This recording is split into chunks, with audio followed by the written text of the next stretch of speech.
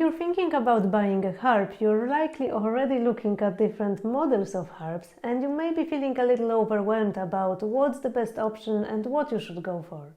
Hi there, I'm Zuzanna. I'm a professional harpist and a harp teacher, and in this video I'm going to talk about the 6 things that you need to know before you decide to invest what can be a significant amount of money into a harp.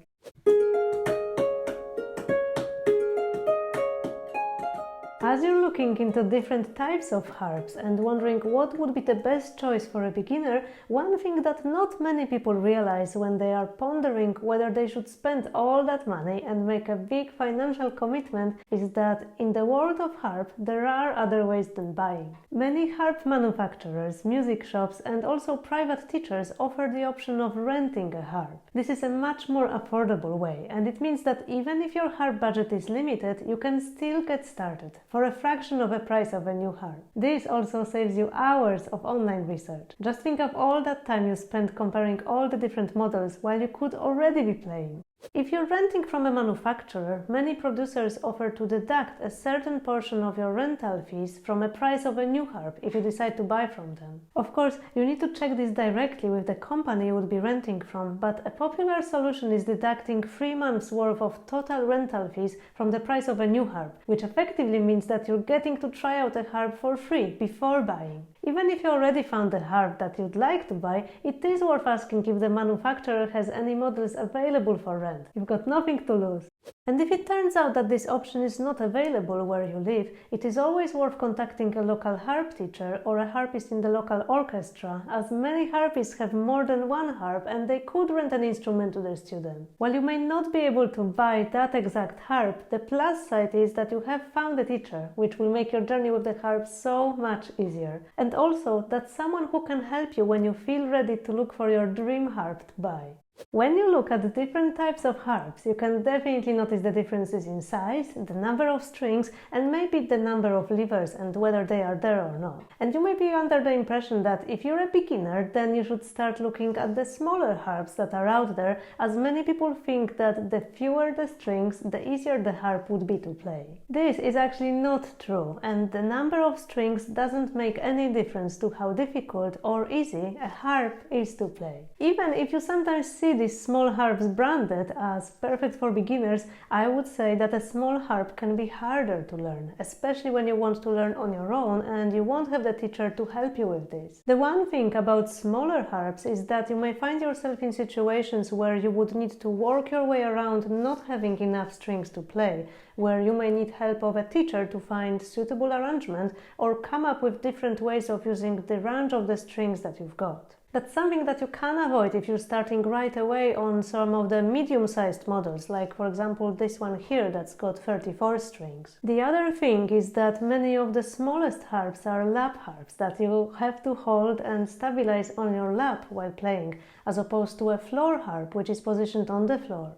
Having to hold the harp on yourself makes it harder to learn, because you've got this extra thing to pay attention to. Again, a teacher that can look into your harp and how it fits your body can help you navigate these challenges, but even when you take lessons, a floor harp in most cases will be easier to position and manage. You won't have to worry about dropping your instrument, and you can focus your attention on the technique, learning the notes, and all those things that you will want to take care of while you learn. So if you're looking for a beginner harp and you're searching for an instrument that is easier to learn, I would advise that instead of going for the smallest possible harp, you look into floor harps with levers, because lap harps have this extra layer of difficulty when it comes to finding the right playing position. You will find it a lot easier if you don't have to deal with that right at the start.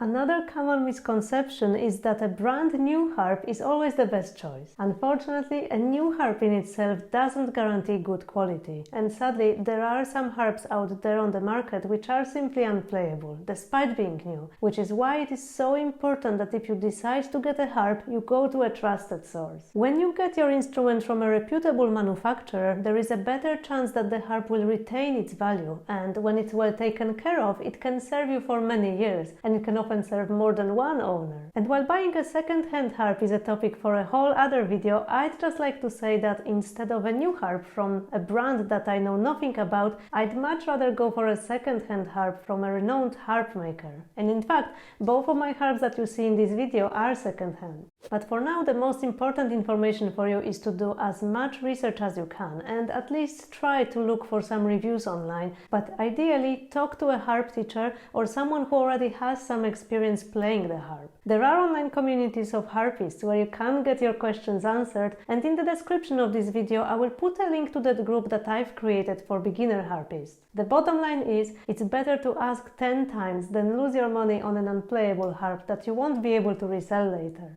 Producing a lovely sounding harp takes a lot of time, a lot of care and often expensive resources. That's why harps can cost a lot. If an offer looks too good to be true, then it probably is. Even if you're buying a smaller lap harp that we already said are not exactly beginner harps, you may expect the expense to start from about $400–500 at the time of making this video, and for a floor harp that would be starting probably at around $1,700. Again, price tag in itself is not a guarantee either, so make sure you get some advice if you're planning to buy and you haven't yet learned to play. Purchasing a harp can be a big expense, but if you'd like to make the most of it, you will likely to also invest in harp lessons or courses, tutor books or music for the pieces you'd like to learn, insurance for your new harp and costs of maintenance, and at the very least getting a music stand and a tuner. As I said at the very start of the video, if you haven't got a big budget, renting a harp is something you should definitely think about, as a lot of these expenses are taken care of then, and you can keep saving for your dream harp while already enjoying an instrument that you can play. This is just the best way to learn more about harps firsthand and know what to look for when you're ready.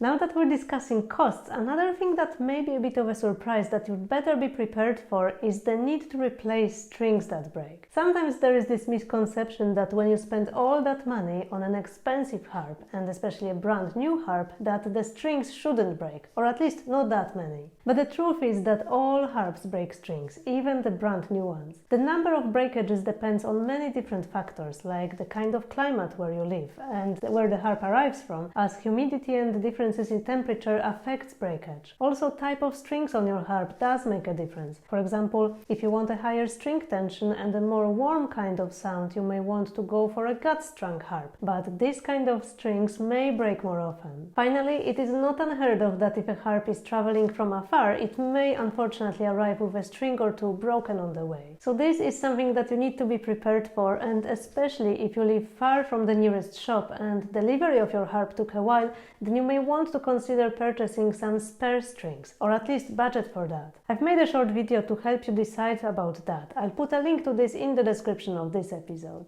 Last but not least, your first harp probably won't be the last. And I don't only talk about what many harpists know already, that buying harps can be addictive, but also that likely, as you progress, your preferences may change with time. As you gain experience, you will likely find that maybe you need more strings, or you would like different string tension or different string spacing, or perhaps your harp is gut-strung and you start feeling more inclined to the sound of nylon-strung harps, or the other way around. Whatever you decide, do your research to make sure you're getting your harp from a reputable harp maker and a trusted source. Good harps retain their value, so if you decide to purchase another harp, you will find it so much easier to resell or rent out your first harp. The bottom line is, though, you can't beat the experience of playing the harp and gaining the basic skills and knowledge in this practical way, at the instrument, because this will allow you to try out the harp you're thinking about buying in the future. So I will keep saying it again and again. If you can, rent before you buy. You can spend hours browsing all corners of the internet for information, but nothing will prepare you for this purchase better than actually playing a harp, and you will be so much happier when you feel ready to buy your dream harp. Now, let me know in the comments if you have any questions at all about finding your first harp, and do share with us your experience if you think it would help others. If you're still looking, make sure you check out my other videos for beginners, and do subscribe Coffee Break Harp for more tips and advice on playing, so you can make the most of your instrument. I'll see you again soon.